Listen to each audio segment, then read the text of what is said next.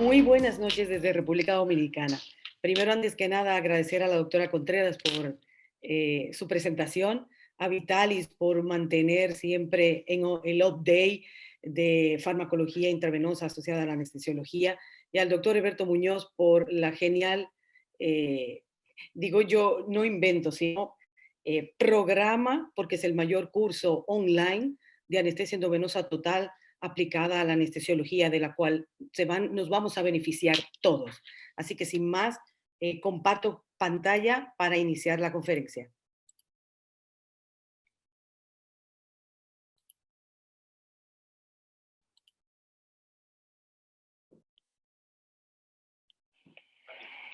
La craniotomía despierto no es más que una técnica que se utiliza para identificar las estructuras neuronales importantes que tienen que ver con nos permiten realizar una evaluación despierto de áreas motoras y áreas elocuentes importantes y evaluar, hacer un mapeo sensitivo en diferentes cirugías neuroquirúrgicas. Hace más de 100 años que el doctor Victor Hosley la patentizó y la programó como de inicio para cirugía de epilepsia, pero en la actualidad se utiliza no solo para cirugía de epilepsia, sino para cirugía de colocaciones de DBS, para trastornos del movimiento como Parkinson, como distonía cervical y generalizada, para tumores de alto y bajo grado, como los tumores en área elocuente y en área motora.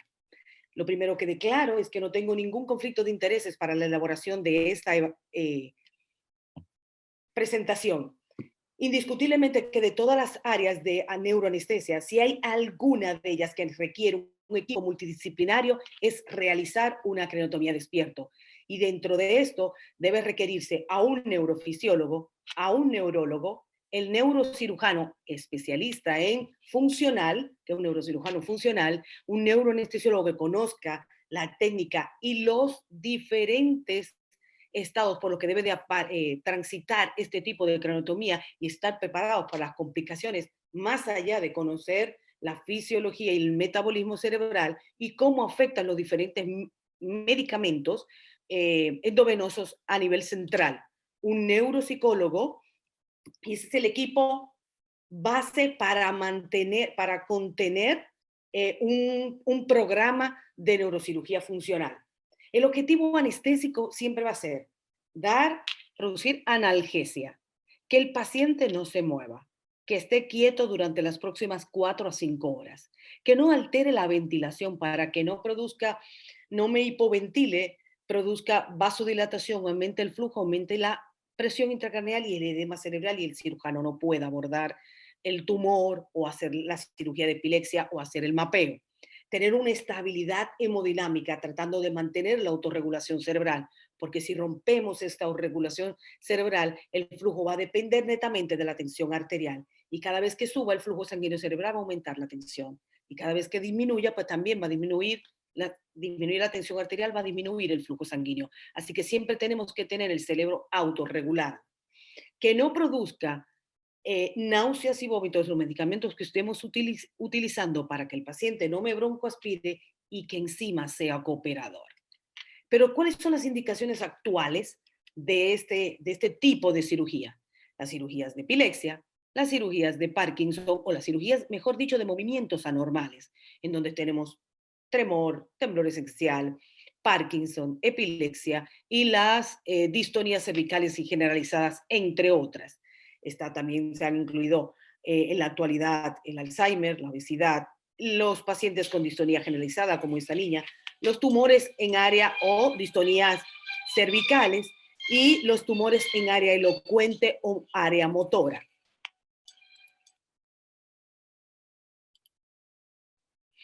Pero como yo sé que México es una de las cunas de un anestesiólogo, pues les traigo no una revisión, sino una pancarta para que ustedes vean que se sigue estudiando sobre el uso del DBS o estimulador cerebral profundo y también se está utilizando para enfermedades de Alzheimer, para los pacientes que tengan trauma craneoencefálico e inclusive para la esclerosis múltiple. Recuérdense que el DBS, que es otro tipo de dispositivo médico implantado a través de un procedimiento mínimamente invasivo, quirúrgico, parecido, el principio es muy parecido a un marcapaso cardíaco. Lo que hace es que suministra una estimulación eléctrica en un área predeterminada del cerebro y esto controla una determinada alteración del movimiento. Las ventajas siempre de la craniotomía despierto pueden ser quirúrgicas y anestésicas. Las quirúrgicas mejora la preservación de la función, sobre todo motora y del habla. Su hospitalización es más corta, o sea, tenemos un rápido recambio con ellos. Hay una reducción de los déficits neurológicos postoperatorios y la supervivencia se ha visto mejorada. Incluso cuando hay mayor resección de los tumores, en caso de tumores, porque sea la cirugía, y se ha visto que estos pacientes tienen menos lesiones neurológicas postoperatorias.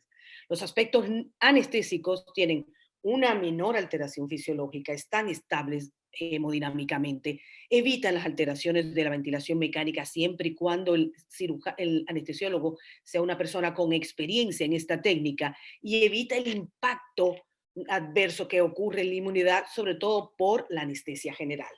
Pero esto es un procedimiento que no está libre de complicaciones. Y las complicaciones en la actualidad, por esta revisión que se hizo en el 2020, el año pasado, son las convulsiones que suelen llegar desde un 6 hasta un 20%. Y esto se ve frecuentemente en los pacientes que tengan factores de convulsiones previas, convulsiones que no estén controladas preoperatoriamente y que tengan sobre todo tumores del lóbulo frontal o del lóbulo temporal. Pacientes hipertensos, porque una de las complicaciones más con mayor mortalidad es el sangrado intraoperatorio. Por ende, hay que tener un control estricto de la tensión arterial. La depresión respiratoria, que se ve sobre todo en los pacientes que vayamos a hacer sedación consciente o cuidado anestésico monitorizado, con sus siglas en inglés, MAC. Los pacientes que no puedan producir náuseas y vómito intraoperatoria, produciendo broncoaspirar, y la inyección intraarterial o intracerebral de anestésicos locales y la toxicidad por anestésicos locales. En el 2010, estas eran las complicaciones más frecuentes, ya hemos visto que ahora mismo son las convulsiones, pero en la epilepsia, en la cranotomía para epilepsia, lo más frecuente son la hemorragia y la hipertensión. Suele verse entre un 8 a un 54%, por lo que debemos de estar muy avisados para tener un control estricto de estos pacientes y no pasar de 140 y 150 milímetros de mercurio. Cuando no utilizo la contraindicación, no utilizo la cranotomía despierto. Cuando el paciente tiene comorbilidades significativas que me impidan que tolere un decúbito supino por largo periodo de tiempo, por aquellos dolores crónicos, un paciente obeso, mórbido con apnea obstructiva del sueño, que vaya a tener una vía aérea compleja en un paciente con pines fijo el cráneo y que de repente no pueda ventilar y tenga que auxiliarnos de un método invasivo para el control de la vía aérea, cirugías muy prolongadas, los pacientes sordomudos o con retraso mental y los pacientes que tengan un pobre examen neurológico. Y ustedes se preguntarán cómo voy a evaluar estos pacientes desde el punto de vista preanestésico. Pues muy parecido a la anestesia, solo que vamos a enfocarnos en estos puntos. Evaluar siempre la vía aérea, porque los pacientes con predictores de vía aérea o con apnea obstructiva del sueño no son candidatos óptimos para estos pacientes, porque si se obstruyen y me retienen CO2, van a producir edema cerebral. Los pacientes que tengan convulsiones, estos pacientes no que tengan convulsiones, sino que no estén controladas o no tengan rangos terapéuticos, porque estos pacientes, aunque nosotros estemos o el neurólogo lo tengan con anticomiciales previo, no va a garantizar que no haga una crisis intraoperatoria. Hay que ver el tipo de convulsiones que tienen, la frecuencia que tienen y si están dosificados y se puede dosificar estos pacientes en sangre. Además, recuerden que muchos de estos anticomiciales producen una alteración enzimática que pueden prolongar tiempos de los anestésicos que estemos utilizando y no solo eso, sino que estos pacientes también pueden tener alteraciones. Si vamos a dar una anestesia general, podemos tener una alteración con los anestésicos, con los relajantes neuromusculares porque acortan el tiempo del, del relajante neuromuscular. De hecho, cuando hay un paciente con una cirugía de epilepsia que tienen alto uso de anticomiciales y va a una anestesia general, con anestesia endovenosa total, pues por lo general colocamos un monitoreo de TOF para ver en qué nivel de relajación estamos y se utiliza en anestésicos relajantes neuromusculares de acción corta, pero en infusión porque suelen gastar más de lo que gasta normalmente o de consumir un paciente que no los tenga. Siempre los pacientes con náuseas y vómitos por operatorio, sobre todo los pacientes de Parkinson, que suelen tener trastornos para tragar, disfagia y son predispuestos a la cinetosis. Los pacientes que tengan hipertensión intracraneal, por eso, por ende, siempre debemos ver las imágenes de estos pacientes donde vamos a ver pérdida de los surcos, desviación de la línea media, ventrículo, aumento de los ventrículos, o obstrucción de los cuernos temporales de los ventrículos, o se borran las cisternas de la base, lo que me está hablando de una importante hipertensión intracraneal. El riesgo de hemorragia, ¿dónde están estos tumores? Si están cerca de estructuras vasculares que pueden complicar y aumentar el sangrado intraoperatorio. Y siempre la historia médica para yo saber el abordaje que le puedo dar, la posición que le voy a dar y la monitorización que voy a utilizar. Y obviamente un neurológico completo buscando el déficit que pueda tener. No vaya a ser que después de cirugía salgan con algún déficit adquirido y no lo hayamos podido prever si no hicimos previo una buena valoración neurológica. Indiscutiblemente que el 90%, aunque mi amigo el doctor Miguel Arago dice que es el 99%, de la de garantizar el buen desenvolvimiento de una craniostomía despierto, lo da el paciente. Y la empatía que nosotros podamos lograr con estos pacientes, porque esos pacientes, pensemos en nosotros, no sé cuánto de nosotros estaríamos dispuestos en conocer de nuevo a un anestesiólogo y él me tenga que controlar la ansiedad, tolerar el intraoperatorio, yo voy a estar fijo con la cabeza por las próximas 4 o 5 horas escuchándole por lo general los chistes malos de los cirujanos, teniendo empatía con él, sin náusea ni vómitos, y encima que no me duela y que coopere con el procedimiento. Entonces el 90% de esta anestesia lo da el paciente. Cuando el neurocirujano determina qué tipo de patología va a operar por anatomía despierto, traigo esto a colación porque el Journal Neurosurgical Anesthesiology en el 2018 nos dijo, bueno, para la enfermedad de Parkinson, tengamos cuidado con la estabilidad hemodinámica y la alteración de la vía aérea. Y para los trastornos de la deglución. La distonía cervical generalizada, la inestabilidad y sobre todo el laringoespasmo. Y la colocación, porque estos pacientes son muy difíciles de colocar y que se queden quietos en una posición. El tremor esencial con el uso de beta bloqueadores por la bradicardia, la epilepsia porque nos puede convulsionar intraoperatorio y las alteraciones metabólicas que ya vimos con las drogas, como los relajantes neuromusculares, la edad y las comorbilidades asociadas siempre deben de pensar que las consideraciones relacionadas con el procedimiento, y les traigo estos 3 marcos, estos Mayfield, en donde estos marcos estereotáxicos una vez nos pasó, y por eso se los hago a consideración, en donde fíjense que este arco cubre prácticamente nariz y boca. Cuando ustedes vayan a tener un paciente fijo con un arco, o van a tener que deben de tener mucha destreza para colocar dispositivos de supraglóticos o intubación contralateral a lo que nosotros normalmente hacemos con el paciente, que nos colocamos detrás de la cabeza, ahora nos vamos a colocar de frente. O utilizar este tipo de Mayfield en donde nos deja libre la vía aérea. Y la posición, si va a tolerar el paciente fuera de la empatía que tenga con el anestesiólogo y el cirujano, es el confort y la comodidad que él pueda tener durante el procedimiento.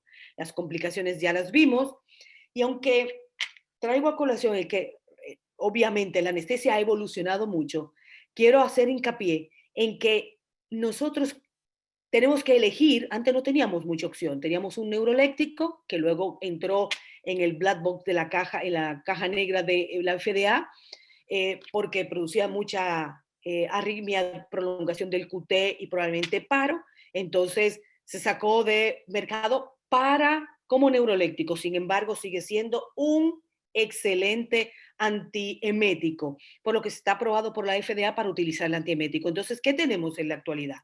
En la anestesia necesitamos que estos medicamentos inicien rápido, que sean titulables, predecibles, que no me altere la electroencefalografía, que no tenga efectos hemodinámicos y me mantenga al paciente estable, que me permita hacer una evaluación neurológica intraoperatoria con un mapeo, que no me produzca náusea y vómito, ni me altere la autorregulación cerebral.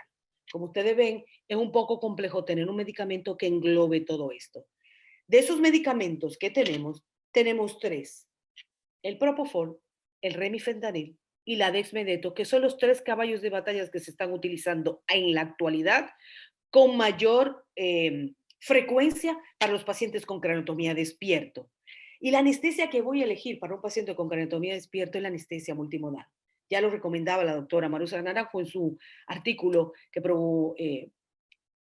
lo propuso en el Anestesia Analgesia, en donde dice la anestesia es multimodal, en donde vemos una anestesia mediada a la medida de este paciente, con una guiada por objetivos, por eso estamos utilizando TIVA-TCI, y un bloqueo de nervio periférico o un bloqueo regional, en donde vamos a tener un control de la nocicepción más una sedación y analgesia en estos pacientes.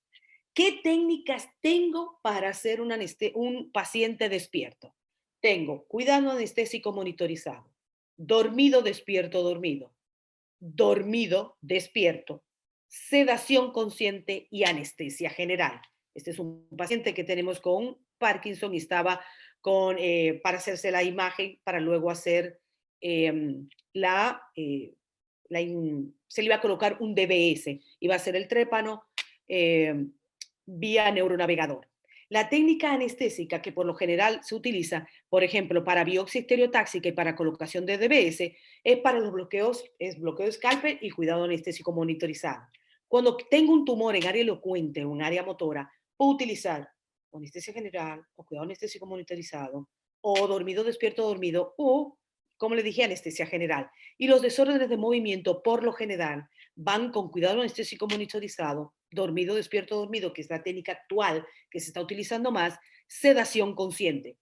Y ustedes me dirán, ¿y solamente va ahí? No, el DBS también puede ir guiado por resonancia magnética intraoperatoria, que son los nuevos dispositivos con una alta tecnología en donde no lo tienen todos los países ni todos los hospitales en América Latina, y eso nos permite pues hacer, porque hay varios artículos, no los traigo aquí a colación, en donde se comparó despierto con anestesia general para colocación de un DBS guiado por resonancia magnética nuclear intraoperatoria, y observaron que son comparables en esa casuística. Y la ablación por láser, obviamente, para anestesia general.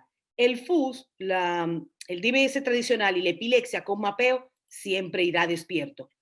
Usted dirá, yo creo que usted me está hablando en chino, porque yo no sé lo que es FUS ni lo que es láser. Entonces, esto es un quirófano inteligente en donde me permite al neurocirujano funcional evaluar si quedan restos de un tumor y si la resección ha sido fiable sin lesión neurológica, o sea, sin añadirle alguna otra lesión neurológica al paciente.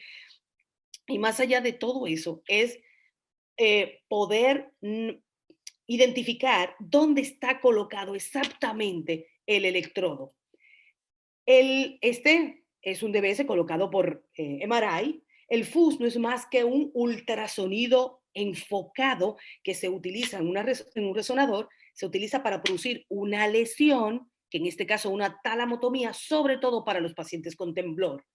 Son pacientes que van despiertos, por lo general no se duermen. Y la terapia láser se utiliza sobre todo para cirugía de epilepsia, en donde se coloca una sonda láser que produce una ablación térmica de un foco en especial. Para eso tenemos DBS, que vamos a colocar, dependiendo del lugar, si es para Parkinson en globo pálido, o el núcleo subtalámico, el tremor, que es para el BIN, la distonía, que es para el globo pálido interno, y la depresión para el área Brougham.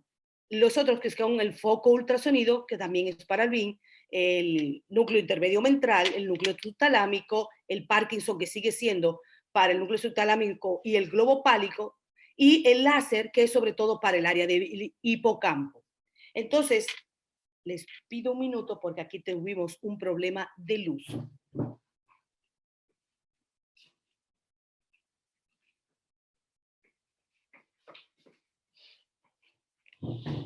Las consideraciones anestésicas que hacemos revisión, que se hizo esta revisión para la craniotomía despierto el año pasado, nos identificaron que las dos más utilizadas de todas las que mencioné es el dormido, despierto dormido, y el MAC, que es el cuidado anestésico monitorizado.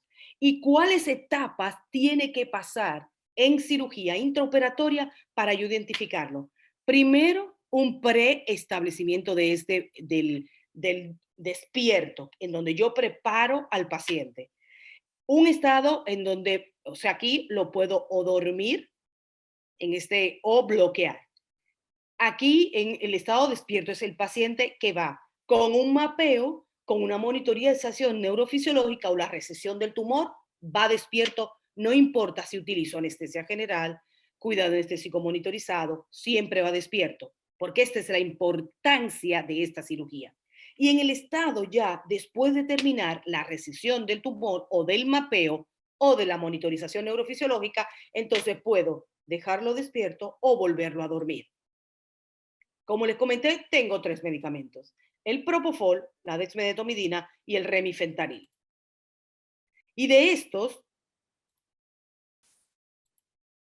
perdón, de estos, aunque ahora vamos a hablar de cómo vamos a utilizarlo, y nunca me quiero olvidar de esta imagen, porque muchos de los anestesiólogos que no suelen hacer craniotomías despierto y están acompañando o a un neuroanestesiólogo o ya han visto bastante y tienen experiencia para hacerla, pues esta es la colocación ideal de este paciente.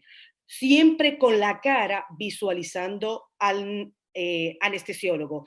Debe de tener la cara libre, el paciente debe tener contacto directo con el anestesiólogo. Nunca se le debe ocluir aquí donde va el monitor, el anestesiólogo, que siempre suele estar en el lado izquierdo. En nuestro caso, en mi quirófano, va del lado derecho. Y por detrás siempre va el neurocirujano, el neurofisiólogo y las enfermeras. Pero este paciente, no importa la técnica que vaya a utilizar, dijimos que era anestesia multimodal. Y para esto necesito un control de la nocicepción. Y la nocicepción va con un bloqueo. Y en este caso, el bloqueo de escalpe. Sí, siempre utilizarla. ¿Por qué? Porque es eficaz, porque es efectiva, porque es eficiente, porque controla el dolor, porque controla la descarga simpática cuando se hace la incisión acompañada de un bloqueo de campo, y eso me permite que no libere catecolaminas y me aumente la tensión arterial y aumente la presión intracraneal, porque me consume menos anestésico en el intraoperatorio y en el postoperatorio. Entonces, desde que la doctora Osborne lanzó en el Journal Neurosurgical de Anestesiology en el 2010, pues sigue siendo una ideal complemento de una craniotomía despierto. Y todos estos artículos son los que los avalan. ¿Y qué nervios vamos a bloquear? Los 12 nervios del cráneo, 6 a cada lado, en donde tenemos el supratroclear, perdón, para que lo vean mejor. A ver si lo tengo acá.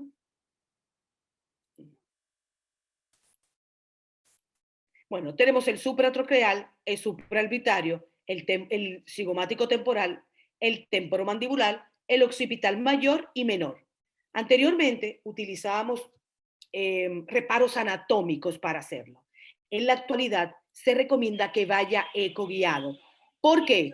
Porque disminuyo la cantidad de anestésico que estoy colocando, que disminuyo la toxicidad al colocar menos medicamentos y porque disminuyo la lesión que puedo producir, una lesión intraneural. Y como si fuera poco, sobre todo en el nervio occipital, en donde está muy cerca la arteria, puedo hacer una inyección intravascular. De hecho, hay 2 casos en la literatura mundial de un paciente que entró en coma después de hacer un bloqueo de escalpe, en donde se hizo un bloqueo de occipital y hizo una inyección intravascular. Aquí vemos la rama oftálmica, la maxilar y la mandibular. Y este artículo nos dice, ya les expliqué el por qué. ¿Qué uso? Anestésicos de uso común, como la bupivacaína, la levobupivacaína, la lidocaína con o sin.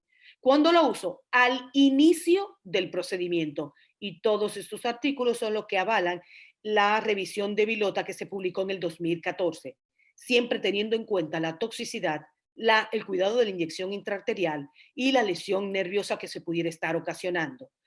Vilota también nos recomienda que ustedes cuando tengamos esta aprensión de tratar de bloquear el aurículo temporal lo más lejos del nervio facial, ¿y qué debemos de hacer? Porque muchos de estos hacen parálisis facial por o porque le dimos al nervio o por la proximidad. Entonces, él nos recomienda, y en este artículo salió, en que irnos 1 centímetro por delante del trago y un centímetro hacia arriba para tratar de bloquear lo más lejos posible y no lesionar.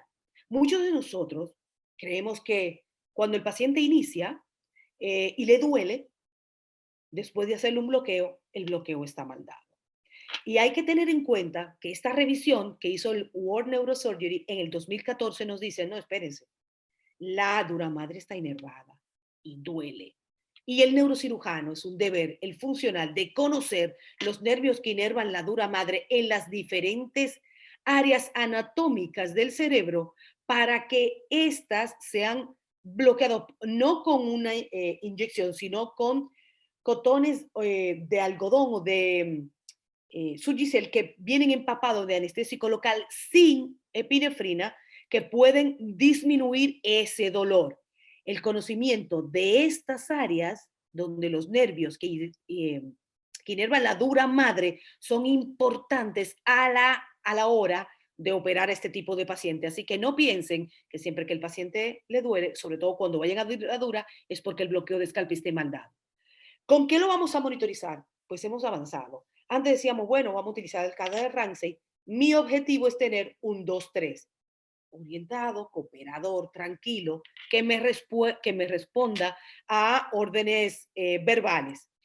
Sin embargo, con el advenimiento de nuevos dispositivos para profundidad anestésica, en la actualidad esto debe de ir guiado por objetivo, la anestesia endovenosa TCI, con un monitor de profundidad anestésica. ¿Cómo lo monitorizo? El básico, presión arterial no invasiva, pulsioximetría, electrocardiografía, frecuencia cardíaca y respiratoria, CO2, porque ya hemos dicho que es el gas que más afecta el cerebro, la temperatura y podemos mediar con la diuresis. En estos pacientes siempre debemos de tener una monitorización invasiva de tensión arterial, aunque algunos de mis colegas de gran experiencia en craniotomía despierto no la utilicen, pero muchos artículos recomiendan la radial porque tienen un alto grado de incidencia de hipertensión no controlada y que pueda producir un sangrado intraoperatorio.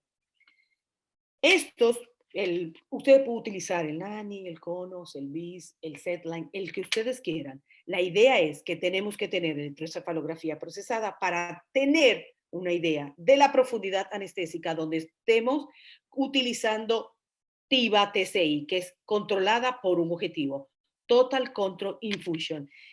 El Propofol, ¿qué vamos a utilizar? Anteriormente decíamos, bueno, hay varios modelos. Está March, está Snyder, está el Level 2, 2.1, 1.1, 1. Entonces, al final, ¿con cuál utilizamos? Bueno, el Level 2.1 no puede utilizarse opioides. El 1.1 sí. Tiene como coparámetros edad, peso, talla y sexo, igual que el de Snyder. El March solo utiliza peso. Entonces, ¿cuál será el ideal? Aquí les traigo una revisión en donde ellos utilizaron varias dosis para el Snyder y el Snyder y el March, y ellos vieron que habían más grado de subdosificación y de error con utilizando March que utilizando el Snyder. Por eso ellos recomiendan que cuando estemos utilizando Propofol, utilicemos en estos pacientes el Snyder. El manejo anestésico en estos pacientes va por partes. Si decidimos, primero tenemos que decidir qué anestesia le vamos a dar. Le vamos a dar un cuidado anestésico monitorizado, que ¿qué es? Cuidado anestésico monitorizado es, le doy un bloqueo y a, entiendo al paciente en su contexto con un sedante. El que es solamente dormido, despierto, dormido es, lo duermo, le coloco un dispositivo supraglótico, otros prefieren, que es lo más frecuente, un tubo. En el momento en que lo voy a despertar, retiro, mapean y vuelvo y lo duermo. El dormido despierto es que lo duermo con siempre hablando de anestesia endovenosa total, con un dispositivo supraglótico, luego lo despierto para el monitoreo y lo dejo despierto. El paciente que va solo sedado es el paciente que ustedes utilizan siempre el bloqueo, en toda la técnica, pero no utilizo ningún sedante farmacológico, sino que vamos a utilizar, se han descrito algunos artículos, aunque no lo crean, sobre hipnosis, eh, utilizando métodos como utilizar música, el conversar con el anestesiólogo, pero no se utiliza ningún sedante durante todo el procedimiento. Si vamos a utilizar TIVA-TCI con cualquiera de estos tres medicamentos, una de las inducciones, porque siempre que doy la charla me preguntan lo mismo, esto no es una receta de cocina. Lo ideal es el target, o sea, en qué objetivo yo quiero, dependiendo si es sedación o si es anestesia. Y hablemos un solo idioma. El propofol tenemos que, medimos en sitio efecto miligramo por mililitros y se calcula miligramo kilo hora. Para colocar máscara de 4 a 6 microgramos por kilo, mililitros por el target, mi objetivo. Cuando yo utilizo un mantenimiento, disminuyo casi a la mitad, 2.5. Si yo voy a sedación en este mismo con el propofol, pues disminuyo uno más y el target es 1.5 a 2. Si yo utilizo dexmedeto es un alfa-2 agonista que trabaja a nivel del núcleo ceruleus, produciendo analgesia, sedación y no depresión respiratoria, lo que lo convierte en un excelente medicamento para los pacientes con craniotomía despierto. Y que va a concentración plasmática, decimos que podemos utilizarlo como hipnótico, como coadyuvante y como inductor. Y se va a medir en nanogramos por mililitro en concentración plasmática. Y se calcula por microgramo kilo minuto. El remifentanil tenemos que es un opioide sintético potente, que es ideal porque tiene una vida sensible al contexto de 8 minutos, se calcula por nanogramo por mililitro en sitio efecto. Uno de los programas, de los modelos que se está utilizando más frecuentemente es el Minto, como el de la Dexmedeto, el Hanover. El REMI, por lo general, te lo calcula, lo tienen en sitio efecto a nanogramos por mililitro y se calcula microgramo kilo minuto. En estos pacientes, para sedación de 1 a 2 y para cuando yo quiero una colocación de una máscara rígida, debo llevarlo a 4 a 5, en tejido blando lo puedo bajar de 3 ya a 4. Entonces, ¿cómo hago? En Minerva Anesthesiology en el 2008, pues pusieron utilizar propofol a estas dosis y luego bajarla a mantenimiento de 5 a 8 miligramos por kilo y el Remil, fíjense, a 0.025 o 0.1 y luego bajarlo en el mantenimiento para de inicio colocarle una máscara laringea o un tubo. Lo más frecuente es que se coloque un dispositivo supraglótico. Se haga el bloqueo con paciente ya ventilándolo y estable y cuando se realiza la craniotomía. En el momento de la apertura de la dura, entonces se disminuye porque ya tengo analgesia de haberlo dormido y tengo a esta concentración y tengo el bloqueo de escalpe, más la infiltración de campo que debe hacer el cirujano. Por ende, disminuye el cálculo del remifentanil a razón de 0.025, 0.075. Cuando llegue el momento, pongamos que esto hace una hora, cuando llegue el momento de la crenotomía, inicio un descenso del propofol hasta pararlo y disminuyo la dosis del remifentanil. Pero es raro que lo bajemos de 0.025. Al disminuir el propofol, entre 5 a 14 minutos, que es lo que le dio este estudio, el paciente empieza a poder despertarse, a escucharme y a poder retirar la máscara sin complicaciones. Y, y él vuelve en sí como para que me permita emitir un lenguaje y hacerle una valoración neurológica entre los 10 y los 11 minutos.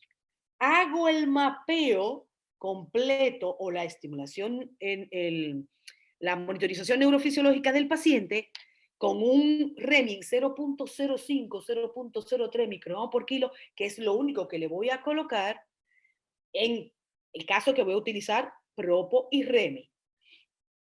Llevo un BIS entre 60 y 65, el paciente abre los ojos, se hace el mapeo y luego puedo volverlo a dormir o después de hacer la recesión o lo puedo dejar despierto.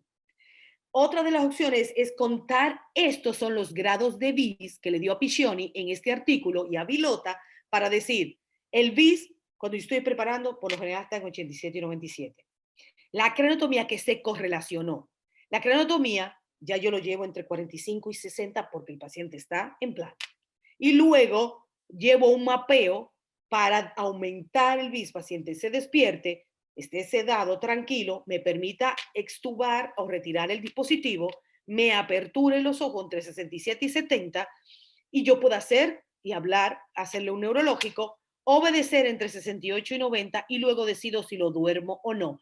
Y este artículo fue que correlacionó, no solo el del 2008, sino en el 2013, también Conte vio que el índice bioespectral, pues durante la crenotomía del dormido despierto, pues en estos diferentes momentos del procedimiento, pues se correlacionaba con lo que habían dicho Vilota en el 2008. El European Journal of Anesthesia en el 2015 nos dice, miren, nosotros vamos a utilizar, y a eso me refería hace un rato, con el modelo de Schneider y el modelo de March.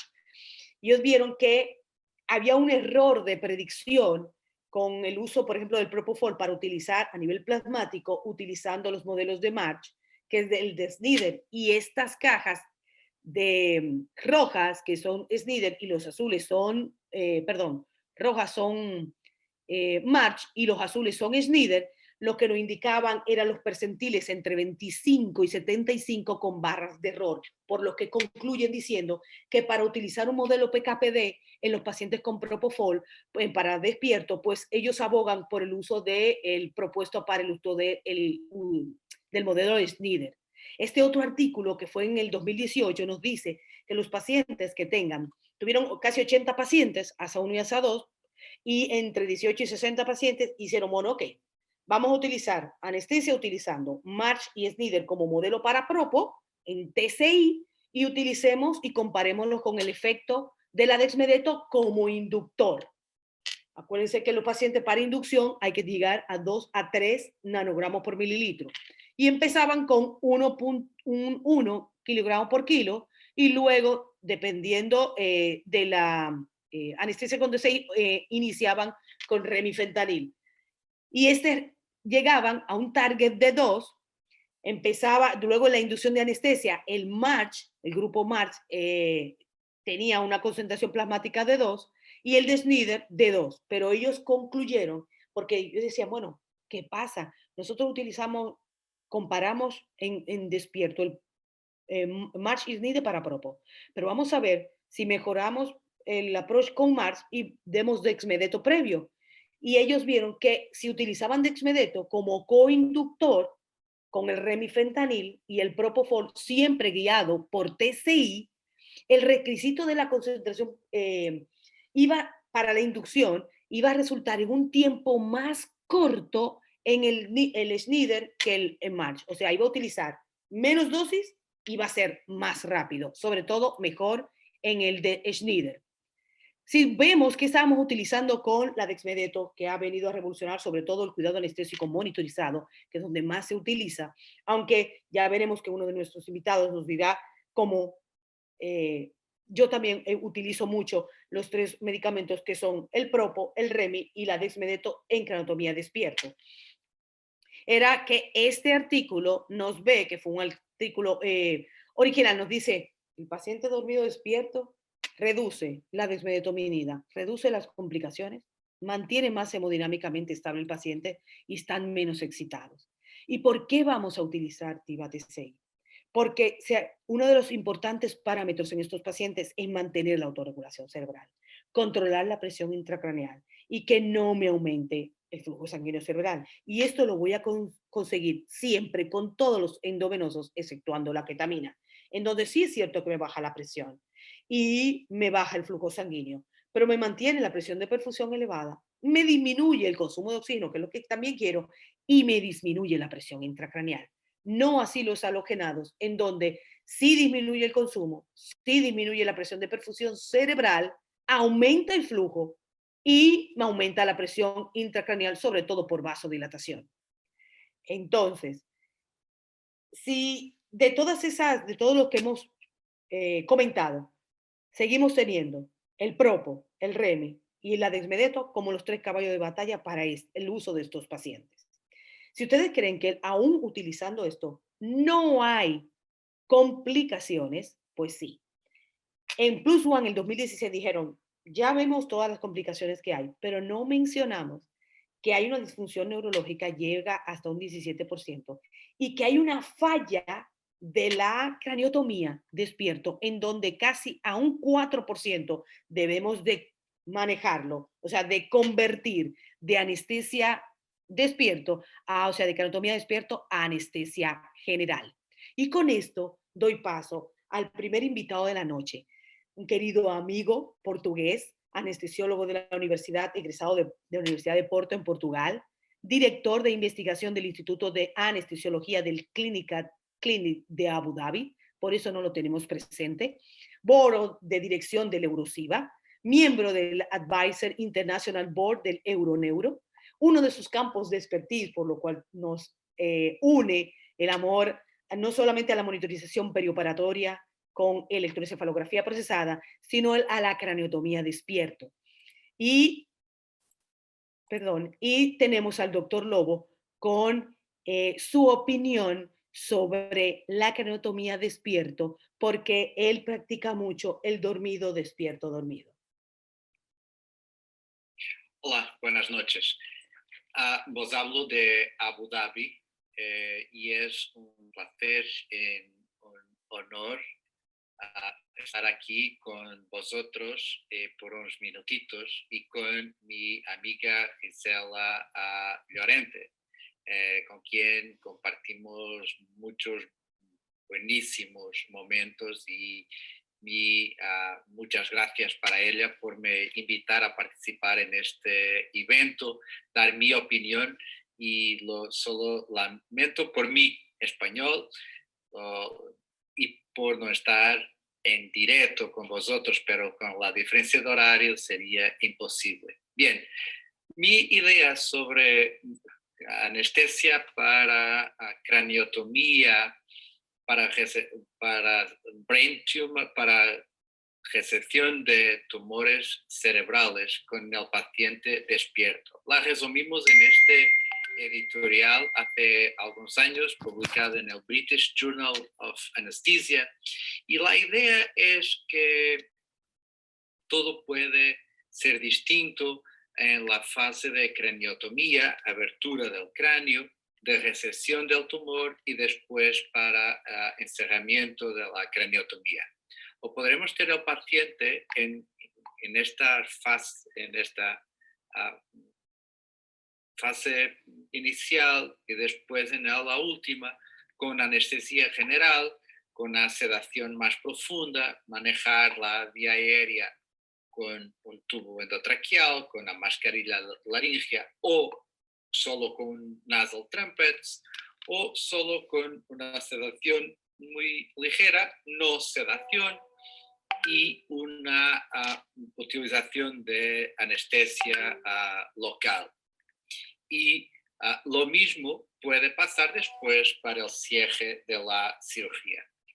Hace algunos años, este estudio publicado en el British Journal of Anesthesia ha sido muy importante porque ha comparado 3 grupos de pacientes, el primero con infusión de propofol, algún droperidol, algún midazolam, algún fentanil y ventilación espontánea con nasal airway.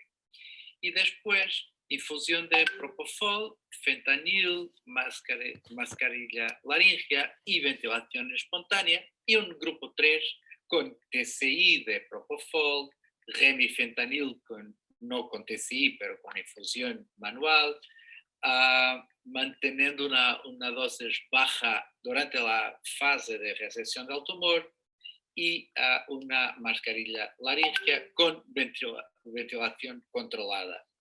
Y miren, la incidencia de complicaciones ha sido muy, muy mejor en este grupo 3. Así que, seguindo un poco este paradigma, lo estudió hace algunos años con propofol y remifentanilo, guiado por en ese tiempo con el BIS, y lo identificamos las concentraciones mejores durante la fase de craniotomía con propofol remi, ventilación mecánica controlada con la mascarilla laríngea y un despertar intraoperatorio de 3 minutos promedio. En el cierre, solo aumentar la concentración de propofol y de remifentanil, y como lo miramos después, teníamos un bloqueo de los nervios del scalp, no ha sido necesario recolocar la mascarilla laríngea en esta serie de pacientes. Es una opción y creo que lo podemos discutir después también. Y así que teníamos un despertar muy rápido de 3 minutos desde el tiempo que el cirujano dice puedes despertar para hacer el mapeo, lo teníamos los pacientes despiertos en 3 minutos. Una serie mayor de pacientes, 140 pacientes en los centros más importantes de Europa, en Francia, con nuestra técnica, TCI de propofol y remifentanil, guiado por BIS, despertar intraoperatorio, mapeo y resección del tumor, y después una sedación un poco más profunda en algunos pacientes con necesidad de recolocar la mascarilla laríngea, en otros no, y miren que las complicaciones y efectos adversos relacionados con la anestesia han sido muy pocos. En 140 una aspiración, una hemorragia que yo no sé si es derivada de anestesia o de la intervención quirúrgica itself.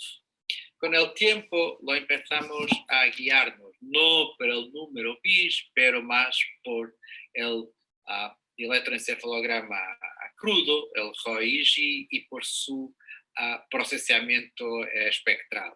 Y así titulábamos las concentraciones de propofol y remifentanil, y así que mascarilla laríngea durante la craniotomía con despertar de cerca de 1 minuto y medio. E mira no como filme? Pronto. é rápido. Bom dia. Viva o Benfica. Estávamos, miran aquí en el espectrograma, como que preparando gradualmente, disminuyendo step by step las concentraciones de propofol y remi para tener un despertar más suave, como lo miramos aquí. Claro que no filme? Pronto. aquí Bom dia. un programa muy rápido. Viva o Benfica.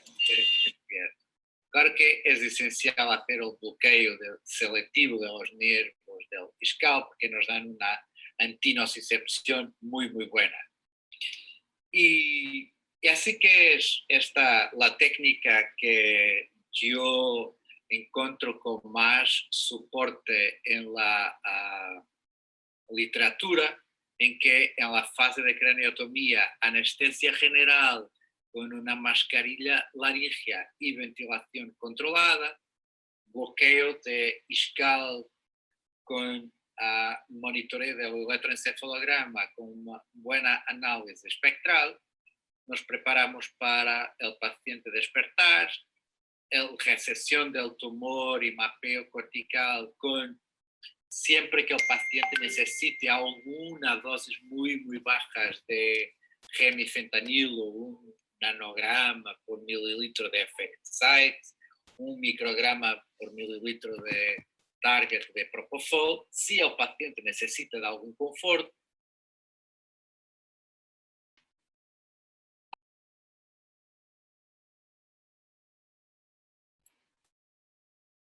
de algún conforto, y después de la recesión del tumor para cierre de la craniotomía podremos hacer de nuevo lo que hicimos en el inicio, colocar la mascarilla laringea, aumentar las concentraciones de propofol y gemi, o la mayor parte de los pacientes no es necesario. El cierre se puede hacer aumentando un poco las concentraciones de gemi y propofol y no hay necesidad de colocar la mascarilla laringea.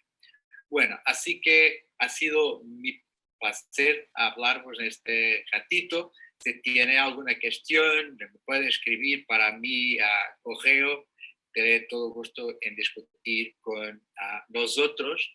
Y bueno, si tiene alguna dificultad, siempre pueden llamar por el psiquiatra, como este caso del Chicago Med. I can't. Dale, I'm touching your right foot. Can you feel me touching your right foot? Yeah, I can feel it grapes and stuff. Okay, great. But I'm squeezing your kneecap. Can you feel that?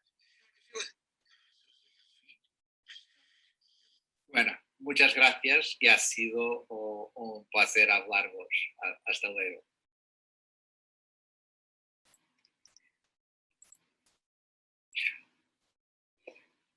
Bueno, comentábamos que le damos las gracias al doctor Lobo por haber estado.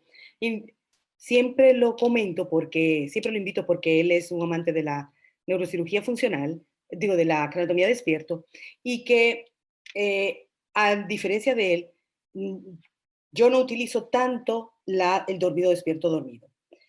Como dice mi querido amigo Eberto, es anestesia según tu entorno, basada en la existencia y no a veces en la evidencia. ¿Por qué?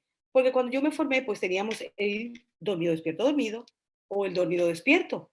Pero ¿qué pasa? Mi realidad me llevó a aprender realmente TIVA TCI para pacientes con craniotomía despierto. ¿Por qué? Porque nuestro lugar, nosotros podíamos hacer, teníamos un neurocirujano funcional, el equipo completo, neurólogos, neurofisiólogos, este señor que ustedes ven, el doctor Toussaint, que es el neurólogo, neurofisiólogo, neuroanestesiólogo, estábamos completos. Pero cuando se hacían todas las evaluaciones y hablábamos del paciente y se sometía al procedimiento, pues yo podía discutir con ellos si iba dormido, si iba despierto, si iba con cuidado anestésico monitorizado, etc. ¿Qué pasa? Que nuestro centro, porque estaban haciendo el nuevo hospital, pues estaba lejos, distante. Nosotros teníamos para hacer las imágenes, entonces teníamos dos opciones, o lo hacíamos por neuronavegador o lo hacíamos produciendo lesión, entonces como una talamotomía, una palidotomía, etc. Entonces era poner el marco, bloquearlo, sedarlo. Yo no lo podía dormir porque el paciente salía de quirófano para atravesar nuestro túnel que nos une al hospital para hacer las imágenes y luego traerlo, a menos que hubiese sido por neuronavegador. Cuando por neuronavegador, pues nos salimos de quirófano. Y ante esa eventualidad, porque todavía no teníamos, no se estaba haciendo un nuevo hospital para colocar el resonador intraoperatorio, pues nosotros teníamos que salir. Yo no podía llevarme un paciente en bolsa o hacia el otro hospital. Entonces, antes de demostrarle quiero mostrarle este caso. Esta es una paciente con una distonía generalizada, una niña que tuvimos y que de verdad fue de un difícil manejo porque era lo que le decía hace un rato que teníamos que tener en cuenta la posición y la estabilidad hemodinámica. Fíjense cómo esta niña yo la traigo para el quirófano y yo tenía, ya la habíamos conocido y todo, teníamos que bloquearla y evitar, íbamos a colocar un DBS y teníamos que evitar que ella tuviera en ese movimiento intraoperatorio y haciéndole las imágenes. Y en este caso todavía no teníamos la, el neuronavegador, entonces lo hicimos teniendo que ir hasta el otro centro. Y lo que hicimos fue darle dexmedeto. La paciente se bajó su nivel y lo llevamos a un target era por TCI, estábamos utilizando una bomba Brown, yo no tengo conflicto de intereses con ninguna, la que hubiese tenido lo hubiese utilizado, y luego de entonces la paciente utilizamos remifentanil, le dimos el bloqueo, bajamos la dosis de la dexmedeto y la paciente estaba aquí sedada y se realizó el procedimiento. Luego tuvimos un paciente con craneotomía despierto que fue para una cirugía de Parkinson. Esto es para colocar el DBS, que nosotros lo hacemos en un solo tiempo, se pueden hacer en 2 tiempos. Primero, hacer la colocación del marco, la colocación intra del dispositivo, tunelizarlo y llevarlo subclavicular. ¿Qué pasa? Hay centros en que lo hacen un día un procedimiento y otro día otro, nosotros lo hacemos en un solo tiempo. Y este es el paciente que solamente se le dio, tenía un problema de disfagia y le dimos solamente cuidado anestésico monitorizado. El propofol era muy lábil al propofol y una baja dosis de remifentanil sin ninguna complicación y no hubo ningún inconveniente. Este paciente todavía está vivo y gracias a Dios está muy bien. Esta es una paciente de epilepsia refractaria que la sometimos a una craneotomía despierto, en donde si ustedes ven, aquí tiene todo el monitoreo de electroencefalografía, aquí fíjense el cerebro, esta es la dura madre, bien relajado, solamente con oxígeno y capnografía, el paciente haciendo el trépano, el paciente está tranquilo. Le doy para atrás para que ustedes vean que no tenía ninguna consideración como para yo someterla a dormirla. ¿Cuáles son las complicaciones de estas 2 técnicas? Pues en el paciente despierto con cuidado anestésico monitorizado tenemos más propensión a que el paciente haga una depresión respiratoria y retenga CO2 y me provoque edema cerebral. Pero en esto juega la pericia del neuroanestesiólogo y el conocer detalladamente los targets de los medicamentos que estamos utilizando para TCI con dexmedeto, propo o remi. Si lo duermo, tengo el riesgo, no en todos, también depende de la pericia del neuroanestesiólogo, el tener a estos pacientes con alteración cognitiva o náuseas y vómitos en la extracción del dispositivo. Antes de seguir, quiero mostrarle por qué pocas personas tienen la experiencia de hacer craneotomía para psicocirugía. Y esto fue lo que le hicimos a este paciente. Este es un paciente con una esquizofrenia hebefrénica en donde luego de la valoración se somete, tenía 8 medicamentos, de los cuales tenía antidepresivos, IMAO, antipsicóticos, analgésicos. Tenía una batería importante de medicamentos y la mayoría hacía interacción con los medicamentos y no podía suspender ninguno. Y este paciente pues se operó despierto. Él era claustrofóbico, es claustrofóbico, proviene de una familia en donde los 2 son 2 varones y los 2 tienen esquizofrenia, solo que este es más proclive a la agresión. Y el paciente solamente teníamos una radial y una periférica. Se monitorizó. Acá no se ve porque está del otro lado el BIS. Y esto fue antes de colocárselo porque aquí lo trajimos a hacerle la imagen y no necesitábamos. Aquí tuve que utilizar, él fue con una infusión. Esto que ustedes ven aquí es una infusión que teníamos de propofol porque como es claustrofóbico, pues al llegar aquí no quería entrar y lo sedamos con un target de 1.5 a 2 en sitio efecto. El paciente se sedó, entró en el tomógrafo, se hizo la imagen y pudimos, fíjense que él se pasa absolutamente solo y luego lo pudimos traer de vuelta al quirófano y hacerle el completo del procedimiento. Ustedes se preguntarán, Llorente, ¿y cómo tú no le dolió el bloqueo? El bloqueo, como iba cuidado anestésico monitorizado, utilizamos un bloqueo de escalpe y lo que hice fue primero empatizar mucho con él y luego utilizar EMLA en los puntos en donde hice la infiltración. Utilicé levobupi con lido y el cirujano nos compartió utilizar para la dura intra con lido zinc en las maripositas que utilizan y hizo un bloqueo de campo previo a la entrada. Y siempre el paciente estuvo tranquilo solamente con el REMI y haciéndole todo el proceso del mapeo. Por último, quiero presentar a un querido amigo y respetado neurocientista, neuroanestesiólogo, que si bien es paisa, es colombiano, pues reside hace años en Canadá. Es neuroanestesiólogo de la universidad, del Hospital Universitario LHS,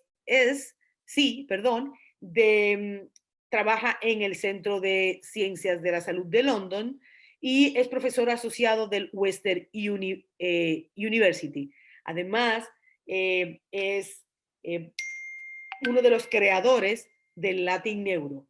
Nosotros tenemos una amistad entrechable y quiero la opinión, ya tuvimos la opinión de Europa, ahora quiero la opinión del norte de América, desde Canadá, el doctor Miguel Arango. Buenas noches, Gisela. ¿Cómo ¿Me oyes estás? bien? Sí, Bien, ¿cómo ¿y tú? estás? Muy bien, gracias. Bueno, no, muchas gracias pues nuevamente por invitarme. Disfruté mucho tu conferencia, como siempre. Aprendo mucho cada vez que te escucho, aprendo siempre cosas nuevas. Bueno, a ver, ¿qué te puedo decir? Yo creo que lo que tú decías ahora es muy importante. Ah, Yo te quería preguntar, ¿tú qué Dale. haces más? ¿Tú haces más canotomía despierto, despierto, dormido? ¿Prefieres el cuidado anestésico monitorizado o lo duermes? No, nosotros lo hacemos básicamente, yo creo que en un 90% de los casos con sedación, con un cuidado anestésico monitorizado. La técnica descrita anteriormente, la que es dormido, despierto, dormido, la dejamos para ciertos casos un poquito más complejos desde el punto de vista, digamos, psicológico o psiquiátrico, en el que sabemos de entrada que el paciente va a ser muy difícil de manejar solamente con sedación. Lo que tú decías ahora, eh, la escogencia del paciente para craneotomía despierta tiene que ser muy, muy cuidadosa porque yo sí creo que el éxito de esta cirugía depende mucho del paciente. Entonces hay varias cosas. La primera es que una buena explicación de lo que de lo que se le va a hacer, de lo que va a sentir, de lo que va a experimentar, es fundamental. Pero si a pesar de eso vemos que el paciente probablemente no va a ser capaz de tolerar esa situación de estrés, el estar en una sola posición durante todo el tiempo, el hecho, pues el simplemente hecho de pensar de que van a básicamente pues abrirle el cráneo y estimular el cerebro. Si ese paciente no, pensamos que no va a ser capaz de tolerar eso, yo creo que la técnica descrita anteriormente es una de las opciones más indicadas. Entonces nosotros en nuestro hospital la dejamos como para esos casos. ¿Y qué prefieres Pacientes de... usar, Miguel? ¿Usas Propo solo, Propo Remi Dexmedeto como yo he utilizado mucho Propo Remi y Dexmedeto como lobos o a veces solamente uso Dexmedeto dependiendo si le voy a hacer un cuidado anestésico monitorizado? ¿Cuál tú prefieres? Pues eso ha sido una evolución. Yo creo que en nuestro hospital pues ha sido uno de los pioneros de epilepsia, yo creo que a nivel mundial desde hace mucho tiempo. Y la técnica más utilizada fue hasta hace muy poco tiempo propofol remifentanil, prácticamente. Pero desde hace, digamos, unos 5 años se empezó a utilizar la dexmedetomidina como medicamento coadyuvante. Y ha sido una evolución porque inicialmente tratamos de reemplazar el propofol por la dexmedetomidina con unos resultados muy desalentadores. Eh, Porque, como sabemos, la dexmedetomidina, pues hacer el manejo de la dexmedetomidina es un poco más, no, es completamente distinto al propofol, ¿cierto? Se demora más en actuar, se demora más en terminar su acción, etcétera. Y mucha gente empezó a cometer el error de tratarla de manejar de la misma manera con unos resultados, pues, no digamos catastróficos desde el punto de vista quirúrgico o anestésico, pero sí desde el punto de vista de sedación, ¿cierto? Los pacientes no respondían de la misma manera. Entonces empezamos pues a desarrollar una técnica utilizando los tres medicamentos. Y básicamente la dexmedetomidina no la modificamos, usamos una dosis generalmente de unos por ahí, 0.3 más o menos durante todo el procedimiento, excepto durante el mapeo en la cual la paramos una media hora. Más o menos nosotros tenemos calculados en el momento en que ellos retiran el cráneo eh, o hacen la craneotomía y van a empezar a trabajar en la dura y es cuando paramos la dexmedetomidina. Porque más o menos de ahí al momento de la monitorización es más o menos media hora y después la volvemos a reiniciar. Pero Y has entonces visto manejamos las... que también hemos evolucionado, como tú dices, Miguel.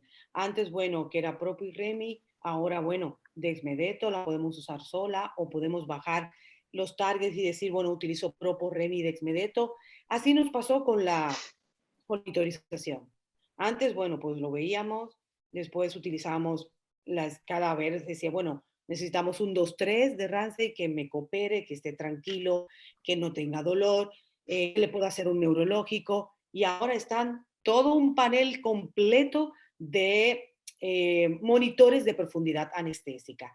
¿Qué opinas de ellos? ¿Tienes experiencia? ¿Lo usas o prefieres seguir tradicional, que también es bueno y válido? Porque ahora como tenemos un TIVA controlado por objetivo, quizás viendo el setline o la electroencefalografía procesada, pues nos dice realmente cuándo es la emergencia, sobre todo aquellos que están utilizando el dormido, despierto, dormido, porque todavía vos y yo, vaya y venga, estamos utilizando un despierto, pero o un cuidado anestésico monitorizado que es un poquito más fácil, pero el dormido en donde cualquier te pasaste y el paciente o se te deprime o se vómito y aspira o se te deprime mucho y retiene y tienes edema cerebral.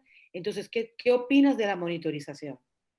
No, yo creo que la monitorización es fundamental. Sin embargo, yo te quiero hacer, pues, desde el punto de vista teórico, la monitorización yo creo que eh, es, es excelente. Es decir, no hay forma de decir que no se debe utilizar. Desde el punto de vista práctico, al menos en nuestra experiencia, ha sido muy desalentador también, porque, porque en el momento en que empiezan a manipular el colgajo, empieza el paciente de pronto un poco a sangrar, o empieza en la irrigación, o inclusive durante pues el limpiado con la clorexidina, etcétera. Si algo de líquido llega a entrar a esos sensores, primero o dejan de funcionar o nos empiezan a dar números que no tienen como mucha correlación con lo que estamos viendo en la clínica. Entonces, a pesar de que tratamos de implementarlos, no ha sido, desde el punto de vista práctico, no nos ha dado los mejores resultados. Entonces, personalmente, yo los utilizo si veo que es posible localizarlos adecuadamente y que pienso que no van a tener mucha contaminación. Eh, pero si yo veo que la anatomía del paciente no me va a permitir tener como esas características, yo no los utilizo, realmente no los utilizo, pero lo que tú dices, teóricamente, y si los tienen a la mano Y si desde el punto de vista práctico de que desarrollan alguna técnica en el cual les funciona, yo creo que es maravilloso cualquiera de los que tú decías. Yo creo que no hay diferencia. Yo creo que es lo que tengamos a la mano, el equipo que tengamos a la mano nos va a funcionar. Miguel, hagamos una mea culpa y hablemos de nuestras complicaciones. Yo la primera. Yo tuve, de todo lo que he hecho de craniotomía despierto, tuve un bloqueo facial, pero gracias a Dios remitió sin problema porque no utilizo ni en facial, viste de esos días en donde no tienes disponible el ecógrafo. Entonces, no tuve un facial ni en el occipital utilizo anestésico local con adrenalina. Entonces, pues resolvió sin problema en 1 hora, pasó sin problema. El paciente obviamente no tenía dolor, pero cuando terminé los bloqueos siempre le hago un neurológico y el paciente tenía desviación. Pero bueno, gracias a Dios todo bien. Esa fue una. Otro paciente, tuve que el cirujano se empeñó en que se podía hacer craniotomía despierto y yo le decía que no, porque el paciente no era un obeso mórbido, pero era obeso. No tenía apnea obstructiva del sueño, pero tenía un cuello gordo, barba, tenía historia de fumador, no cuadraba para anestesia. Y él decía, mira, es rápido, lo vamos a hacer. Y fue realmente rápido. Pero el señor al final tuvo que hacer un dormido, despierto, dormido. Que creo que es el único que he tenido que cambiar de cuidado anestésico monitorizado a dormido, despierto, dormido. Y creo que hasta ahí. Un paciente tuvimos con hipertensión, hipertensión arterial durante no el cierre, ya había resecado parte del tumor y hizo una hipertensión arterial que la controlamos. Esos han sido ya mis 3. ¿Tú, cuáles son, si tienes complicaciones, qué prefieres para la hipertensión? Sí, no, a ver, yo no sé si complicaciones, pues catastróficas, realmente gracias a Dios, no he tenido mayores, pero a ver, te cuento. Una que me acuerdo muy bien ha sido una convulsión intraoperatoria. Yo creo que durante el mapeo y la estimulación es un punto crítico ahí.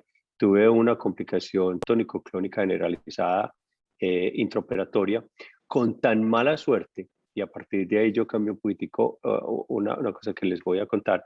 El paciente se perdió la vena, se arrancó la vena. Y me quedé sin línea venosa para poder parar la convulsión. Finalmente la convulsión paró, pues sabemos pues, que hay 2 formas. Uno puede intervenir desde el punto de vista farmacológico y segundo, la irrigación de agua fría en el cerebro prácticamente en un 99% para las convulsiones. Pues paró. Entonces yo desde ahí siempre cojo 2 venas, una en cada mano. Tengo una que es por la cual manejo los líquidos y mis infusiones y la otra la mantengo sin línea, simplemente la cierro y la dejo muy bien asegurada por si tengo esa complicación nuevamente, que no me ha pasado. Disculpa que te interrumpa, Miguel. Qué bueno que tocaste ese punto antes de que por lo menos yo me olvide. Un mensaje, no al que se le ocurra hacer una craniotomía despierto, siempre debe de tener solución salina fría, helada, porque como bien dice Miguel, si nos convulsiona, parar, porque por lo general es cuando están haciendo una estimulación cortical. Entonces, paren al cirujano, irriguen el área con solución salina fría y por lo general termina. Si no, la farmacológica con Propodex o benzodiazepina, pero obviamente, como decía Miguel, en este caso, con tan mala suerte que te quedaste sin vía. Discúlpame, bueno, Miguel, sigue. Tranquila. Bueno, esa ha sido otra. La otra ha sido vómito. Entonces, a partir de ahí siempre de manera preventiva damos pues la dexametasona que generalmente se le pone a estos pacientes y ondansetron. Y no esperamos a que tengan náusea o que tengan vómitos, sino que lo ponemos de entrada. La otra cosa que hemos tenido con cierta frecuencia es el efecto secundario de la dexmedetomidina, que es la sed, que no es tanto sed, sino se queda de la boca de los pacientes y ellos tienden a pedir mucha agua. Entonces esa parte es un poquitico molesta porque al darles mucha agua, pues aumentamos un poco el riesgo de vómito, pero les damos hielo y con el hielo lo hemos podido manejar bien. La hipertensión, como tú dices, depende, pero la mayoría de las veces la manejamos con beta bloqueadores. Eh, y si el paciente está dormido, pues con el mismo remifentanil lo podemos manejar. Raramente utilizamos otro medicamento. Quiero también decirles una cosa que yo creo que les va a llamar la atención. Canadá, Health Canada no ha aceptado el TCI. Aquí no lo tenemos, no existe. Entonces, las técnicas, que por eso decía que tú me enseñas, las formas de TCI. Yo el TCI lo manejé cuando hice mi fellow en Escocia, allá lo aprendí a manejar, pero no lo tenemos aquí en Canadá, no existe. Entonces, todo lo manejamos a través de las infusiones, que son más o menos las mismas dosis que tú dabas en tu conferencia. Agitación, Y yo también tenemos.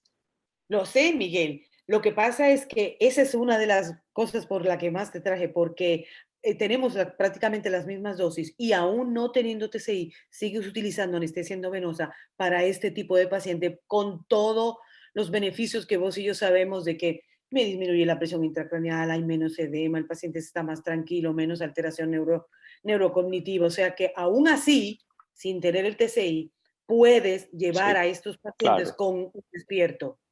claro. Sí, nosotros podemos hacer 4 casos al mes, algunas veces más, y siempre obviamente todos sin TCI, pues porque no los tenemos. Y una de las cosas que a veces hacemos es cuando ya tienen la estimulación y tienen el mapeo listo, la segunda parte a veces los dormimos. Depende, ¿sí? Depende si el paciente ya está un poco cansado o si la estimulación fue larga o si se quejan de algún tipo, sobre todo de la posición, si se empiezan a mover un poco. Entonces los dormimos y les ponemos una máscara laringea y terminamos el procedimiento con máscara laringea. Hay otra cosa que nosotros no tenemos mucho y yo creo es simplemente porque durante la craneotomía despierto con sedación, no alteramos la autorregulación cerebral, como si la alteramos es decir, existe un mayor riesgo de alterar la autorregulación cerebral con la anestesia general. Entonces, a pesar de que estos pacientes puedan tener un poco más de aumento de CO2 por la sedación, el edema cerebral por aumento del volumen sanguíneo cerebral no es tan marcado como cuando lo tenemos con anestesia general. Y yo he visto pacientes con Entitled CO2 de 60 y no hay edema cerebral, no existe. Y puede ser porque mantenemos la autorregulación cerebral y simplemente el cerebro se adapta a ese CO2 y no genera un aumento del brain fog que llamamos, pues. Bueno, te quiero agradecer enormemente por aras del tiempo, no podemos seguir tú y yo de una de nuestras pasiones. Tengo que abordar a la doctora Claro. Contreras para que me haga las preguntas. De hecho, vi una que es sobre anestésicos locales, que qué utilizamos y en qué dosis. Em, no sé si tú utilizas bloqueos, prefieres no utilizarlos, te coadyuvas con otra cosa. No, bloqueos los usamos. Ahora, aquí también, tradicionalmente, desde hace mucho tiempo antes, yo llevo 20 años ya aquí y desde antes de que yo llegara, los bloqueos los hacen los cirujanos, no los hacemos nosotros. Ah, ok. Yo creo que es de los únicos centros donde los hacen los cirujanos. Y Ah, básicamente usan las dosis que tú describías en tu conferencia, Gisela, es sí. exactamente lo Ah, mismo. Y lo otro que usamos es la infiltración del campo quirúrgico. Siempre se infiltra el campo quirúrgico, sí. yo creo que la persona que nos hizo la pregunta, lo ideal es utilizar anestésicos locales de uso común, bupi, lido, y lo importante es contabilizar la dosis para que no nos pasemos de la dosis tóxica. Entonces, cuando ustedes lo hacen con guiado, pues disminuye el volumen a uno, como mucho 2 mililitros de esa mezcla de anestésicos locales. Cuando estamos por reparos anatómicos, pues podemos utilizar 2 o 3 por cada uno de los nervios. Yo, por ejemplo, siempre mezclo lidocaína al 2 con, siempre que no sea ni facial ni occipital, más bupivacaína. Y contabilizo la dosis tope, porque después tengo que hacer un bloqueo de campo, como es 3 para bupi y 5 para lido. Dígame, doctora Contreras.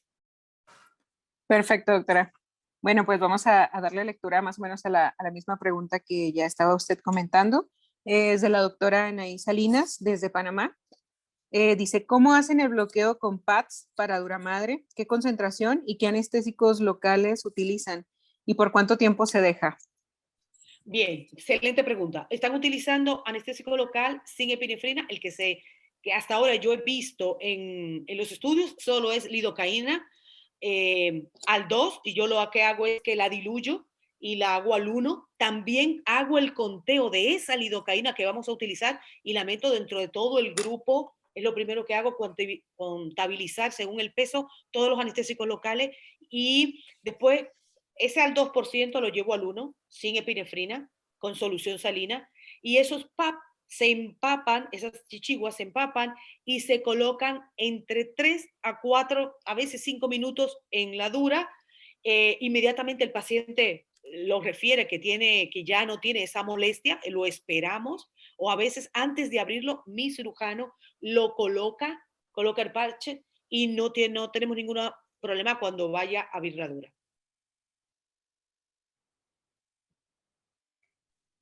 Ok, muchas gracias, doctora.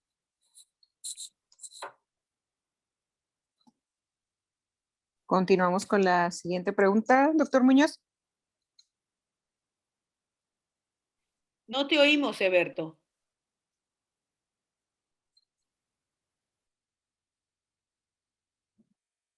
Tiene apagado el audio, doctor Muñoz.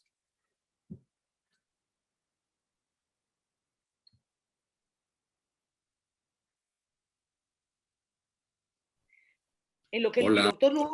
Listo. ¿Se escucha? Sí. Sí, listo. Ok. Primero, agradecer la excelente presentación que nos hizo la doctora Llorente, y creo que de lujo, porque es una experta en este terreno, y el hecho de poder haber coincidido con invitados de la talla del doctor Arango y el doctor Lobo, creo que enriquecieron mucho este tema tan interesante, tan actual, y que realmente pues ha ido modificando mucho la práctica de lo que normalmente se hacía. El doctor Arango tuve la oportunidad de conocerlo aquí en Ciudad de México en el curso del 2014, el curso del Colegio Mexicano de Anestesiología, y tuve la oportunidad de charlar con él, y es un honor que nos acompañe. Tenemos 2 o 3 preguntas más para culminar esto, y sí, yo quisiera hacer esta pregunta. Dice la doctora Erika León, ¿cuál es la experiencia en paciente pediátrico, doctores? Sí, no lo mostré porque cuando cambié de computadora para poderlo presentar en esta por los videos, no me corrió el bloqueo de pediatría. Se ha demostrado que es efectivo, eficaz y eficiente la crenotomía para paciente pediátrico. Obviamente nunca en posiciones aberrantes, como por ejemplo un decúbito prono. Sí se puede utilizar en decúbito supino y en decúbito lateral. Está indicado para toma de biopsia, como crenotomía para hacer toma de biopsia guiada por estereotaxia, para resección de tumores córticos subcorticales, para cirugía de epilepsia, aunque no se suelen en síndromes muy, muy complejos, como un Dravet, que son síndromes de alta complejidad y que utilizan muchos medicamentos, Eberto, y no se controlan, hacen una epilepsia refractaria a medicamentos. Tenemos un equipo en donde hay una neuróloga, una neuropediatra que es especialista solo en epilepsia, y entonces cuando ella prepara el paciente y nos los presenta, pues son pacientes que han tenido 4 o 5 medicamentos y siguen con convulsiones importantes, pues se someten a cirugía de epilepsia, bien sea, cuando es solamente temporal, pues a veces pues nos sale un dormido, despierto dormido, lo podemos hacer dependiendo de la edad. Yo tuve un niño que era el que quería mostrar que cuando yo lo vi, yo dije, este niño va dormido, va a generar. Tiene 9 años. Miguel, y se portó mejor que cualquier adulto. Solamente se portó mejor. No le puse un central, se le puso una radial, se monitorizó. No teníamos en ese momento para profundidad anestésica, eso hace ya 10 años. El niño está bien, gracias a Dios, y se hizo una exéresis total del tumor, de la epilepsia, y anda bien. Y fue en decúbito lateral. Pero prometo mandar el video. Ok. Sí, la otra pregunta, Loretti. Muy bien. La siguiente pregunta, doctora, es del doctor Idaer Francisco Batista. Y dice, ¿usa algún medicamento específico para el edema cerebral que pueda generar el trauma quirúrgico como cloruro de sodio hipertónico?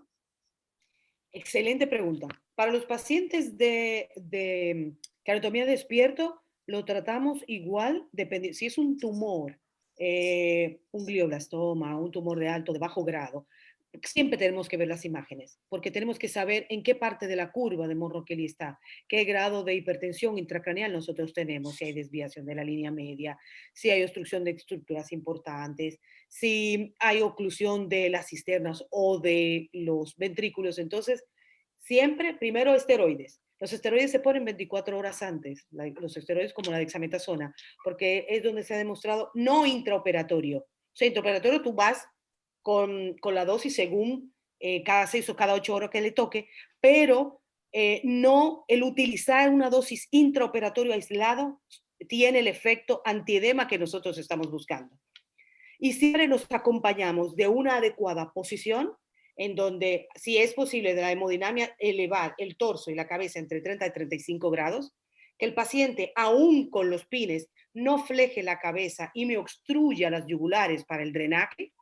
Y después de que el paciente esté con esas consideraciones, utilizar osmoterapia. La osmoterapia puede ser manitol al 20%, o utilizar en dosis entre 0,25, no ser agresivos, a 0,5 gramos por kilo, o la solución salina hipertónica al 3%. Si van a utilizar solución salina hipertónica mayor, a un 7,5, tiene que tener un central. No se puede pasar por una vía periférica. Y son equiosmolares.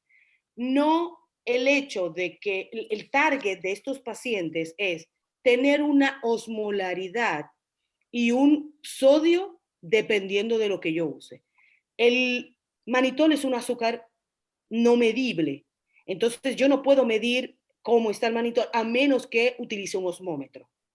Si yo tengo y puedo generar, aunque es un diurético osmótico y me disminuye la presión intracraneal, lo hace en una segunda fase, porque su pico es a la media hora y de entrada me puede por vasodilatación producir aumento de la presión intracraneal, aunque después disminuya.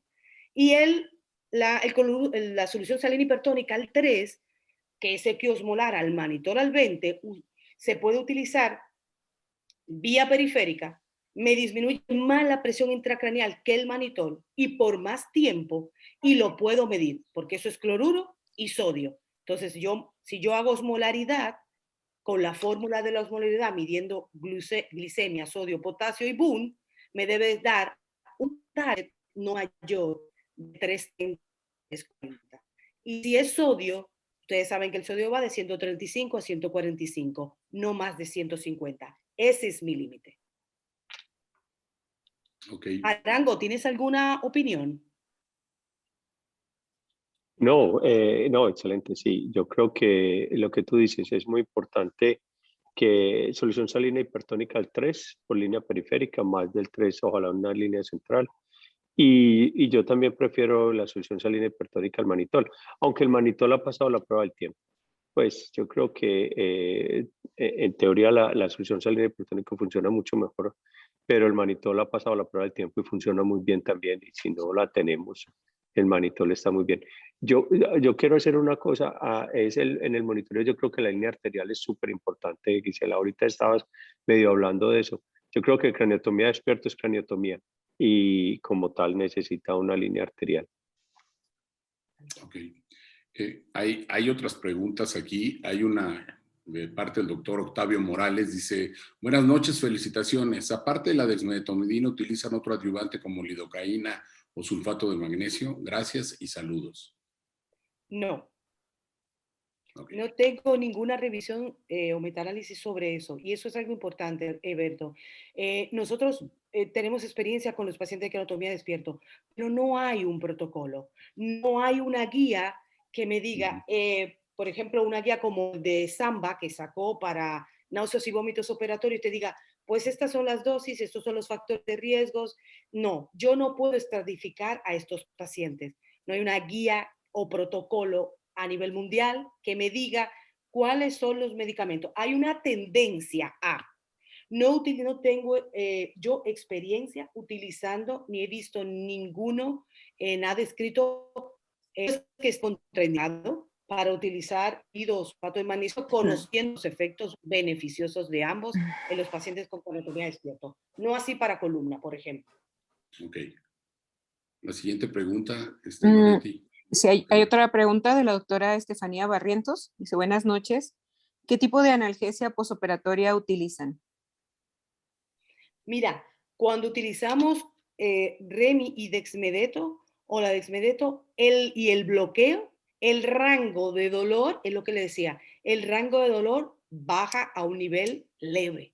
No es la craniostomía típica de un paciente que tú haces para un tumor o para un aneurisma y no le hagas el bloqueo. Por eso siempre una indicación de hacer una craniotomía despierto es hacer el bloqueo de escalpe. Nosotros utilizamos, yo no sé qué experiencia tú tienes, Miguel, nosotros utilizamos, aparte del bloqueo y la dexmedeto, pues ocasionalmente un paracetamol y oxicodona oxicodona y a veces algún AINE. Sí, no, yo estoy de acuerdo contigo. El dolor en estos pacientes es mucho más bajo que una craniotomía bajo anestesia general, pues para cualquier otro procedimiento. Nosotros utilizamos hidromorfona. No tenemos paracetamol. Tú lo tienes. Ok, nosotros somos hidromorfona, una dosis baja muy al final, digamos 0.2 o 0.4, y en recuperación dejamos una dosis, puede ser también de 0.2 o 0.4 cada 5 minutos, de acuerdo pues, a la necesidad del paciente, y la manejan las enfermeras y lo manejan muy bien. Pero raramente esos pacientes necesitan más de 1 miligramo de hidromorfona. Sí, no, si van a preguntar por la meperidina, yo tengo meperidina, pero no lo usamos. La meperidina en neuro se ha visto que aumentan las convulsiones, entonces no solemos utilizar meperidina.